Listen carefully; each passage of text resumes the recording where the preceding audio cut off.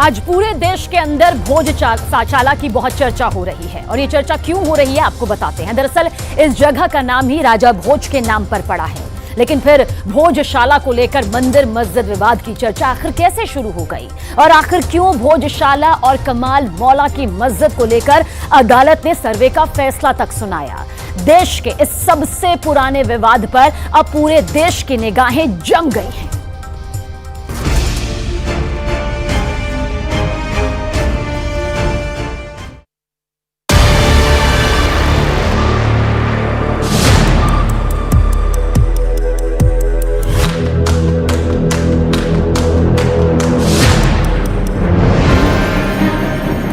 ज्ञानवापी के बाद अब एक और सर्वे का आदेश आ गया है। इतिहास में इसे भोजशाला कमाल मौला मस्जिद विवाद कहा जाता है। मध्य प्रदेश के इंदौर हाईकोर्ट ने एक बहुत बड़ा फैसला दिया है। फैसले के बारे में बात करने से पहले ये जान लेते हैं कि आखिर भोजशाला विवाद क्या है। भोजशाला का विवाद ज्ञानवापी विवाद से भी पुराना है। यही नहीं, भोजशाला का मामला मथुरा में कृष्ण जन्मभूमि से भी पुराना है। काशी विश्वनाथ का मंदिर औरंगजेब ने 1669 ईस्वी में गिरवाया था, यानी काशी का मामला 355 साल पुराना है। मथुरा में कृष्ण जन्मभूमि का मंदिर औरंगजेब ने 1617 ईस्वी में ध्वस्त करवाया था, यानी मथुरा का मामला 354 साल पुराना है। लेकिन कई इतिहासकारों का मानना है कि भोजशाला में कमाल मौला की मस्जिद 1331 में बनवाई गई थी और इस हिसाब से ये 693 साल पुराना विवाद है, जिसे देश के सबसे पुराने विवादों में से एक माना जा सकता है। आजादी के बाद से इस विवाद को लेकर मध्य प्रदेश के अंदर राजनीति होती रही है और हिंदू संगठनों का आक्रोश भड़कता रहा है।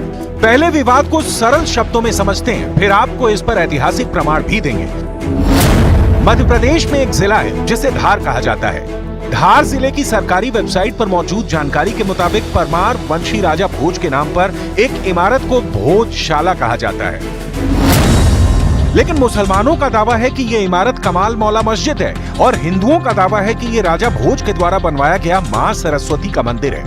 ये विवाद लंबे अरसे से जारी है और इस पर इंदौर हाईकोर्ट ने फैसला दिया है कि मध्य प्रदेश के धार जिले में स्थित भोजशाला का एएसआई सर्वे होगा। इस मामले में सामरिक संगठन हिंदू फ्रंट फॉर जस्टिस ने याचिका दाखिल की थी। हाईकोर्ट ने इसके लिए एएसआई को 5 सदस्यीय कमेटी गठन करने का आदेश दे दिया है। एक प्रार्थना पत्र मैंने दिया कि साहब यहाँ पर बिना एएसआई रिपोर्ट यानी वैज्ञानिक तरीके से जो रिपोर्ट ली जाए ताकि यहाँ तथ्यों का पता लगाया जा सके और बिना रिपोर्ट इस मामले का फैसला नहीं हो सकता।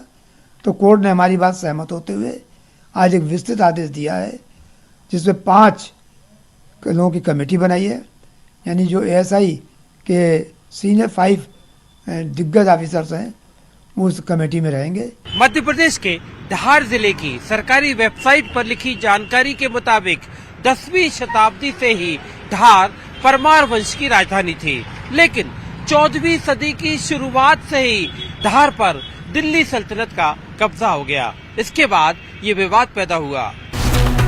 मध्य प्रदेश के धार जिले की सरकारी वेबसाइट पर लिखी जानकारी के मुताबिक 1000 ईस्वी से 1055 ईस्वी तक राज करने वाले राजा भोज परमार राजवंश के सबसे बड़े शासक थे, जो शिक्षा एवं साहित्य के अनन्य उपासक थे। राजा भोज ने ही धार में एक महाविद्यालय की स्थापना की, जिसे बाद में भोजशाला के रूप में जाना जाने लगा।